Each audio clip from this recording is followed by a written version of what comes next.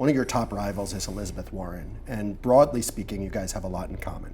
You both want more funding for affordable housing. You both want more money to address climate change and more progressive tax rates to pay for all that.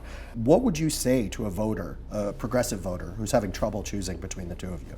Well, what I would say is, if you look at the issues that folks are talking about today, not only candidates, but people all over this country, that has a lot to do with my willingness 4 years ago to stand up to the political establishment, the economic establishment, the media establishment, and say, you know what, maybe we need policies in a government that represents all of us and not just wealthy campaign contributors. So the point that I've made over and over again is that ideas like Medicare for all, which 4 years ago nobody was talking about, but now a majority of the American people say, what? These are not radical ideas. So would you say one of the big differences is that you paved the way for her in some respects? Well, I don't want to talk about Elizabeth Warren or anybody else, not a question of paving the way.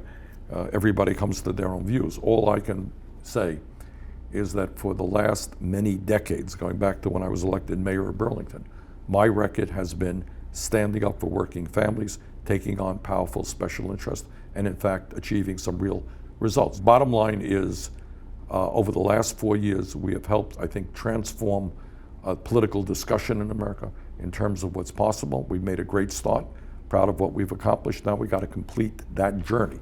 And that journey means passing Medicare for all. That journey means making sure that the wealthiest people in this country start paying their fair share of taxes. That journey means that we make public colleges and universities tuition free.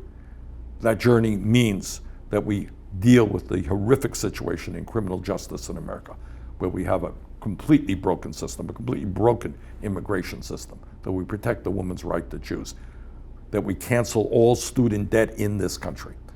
I'm proud of the record that I have right now in putting together the strongest grassroots movement, I think, for a political campaign this country has ever seen. We have more contributors, we have more volunteers than perhaps any candidate ever has had. That's why I'm confident that we're going to win this election. Now, Vice President Joe Biden, he's still leading the pack in the primary.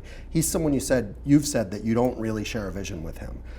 Based on the numbers right now, do you have any concern that you and Senator Warren could split the progressive vote and give it over to someone, the nomination to someone more moderate? Well, like we're a Biden? long way away from Election Day in Iowa.